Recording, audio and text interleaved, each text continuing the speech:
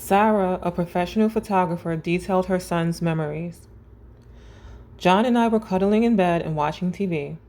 I looked at the 1-inch diameter birthmark on the front of his neck and said, "People are going to make fun of you for that birthmark. They are going to think it is a hickey."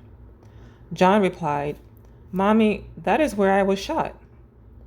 I quickly said, "What? That is ugly. Don't make stuff up. It is not something to be joked about."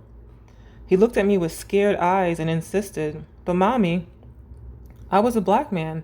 I lived in the cabin and went fishing and came home to my house, and somebody came in through the door and shot me." John's birthmark is clear in the front. As I looked on the back of his neck, I saw a long splatter mark. I thought, it looks like a bullet wound. There is no mistaking it. It was the first time I noticed a double birthmark. As time went on, he shared bits and pieces of his past life. "My name was Joe. I was a young man living with my Aunt Elizabeth. She was not with me when the shooting happened. I lived in South Alabama by a lake where I went fishing. Before that, the Ku Klux Klan burned down my house. Me and my dad and family members rebuilt our cabin. We did not have electricity. We had a stove. We were very clean. We had a fancy water system to collect rainwater. My son drew a picture of it. The door was on the side of the house." John recalled listening to Jackie Robinson baseball games on the radio at a neighbor's house. Jackie Robinson, 1919 to 1972, the first black player in Major League Baseball. He told me, "Jackie was the first one to make us feel like human beings. He helped with segregation more than anyone else. My mommy used to work at a hotel. I would walk around the lobby, and one day I saw a newspaper with a picture of Jackie Robinson holding the bat with another guy. That other guy was a jerk. Do you know why they were holding the bat together? That other man would not shake Jackie's hand because he was a black person." Today, John has a shrine to Jackie Robinson in his room. He said, "You can watch baseball from heaven if you want to. Everyone loves baseball on earth, but they love it in heaven too." One day, John asked me, "What do you think happened to that guy who shot me?" I said, "God made sure you came to me because I have extra love to give you, as much as I can. Maybe that guy is not going to get to come back, or maybe he's going to have to work out his anger somewhere else. Something will happen so that he realizes that he can't do that to another person." John responded, "I don't hate that guy. I am not mad at him because I am glad who I am now. If he did not do that, maybe I would not be your baby. After I died, God let me pick my next mom and dad.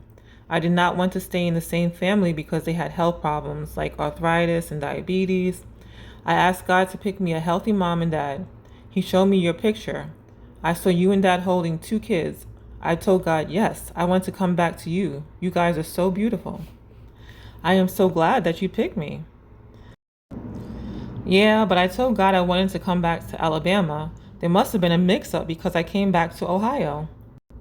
"We lived in Alabama for a short time while your dad was in school." "Oh, so there was no mix-up. You just moved." It made sense to him. He was conceived in Alabama, but I never told him that. It has taken me a long time to come to grips with what is happening here. I came into this whole thing thinking, reincarnation is hogwash. Those are fabricated stories coming from people seeking attention. As a result of his memories, an incredible realization came over me. I want to jump on a mountaintop and yell, "Stop being hateful! Stop the insanity!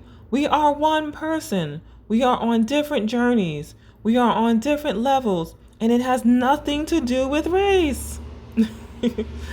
It's the human culture, the human soul. John is 9 today and retains all his memories.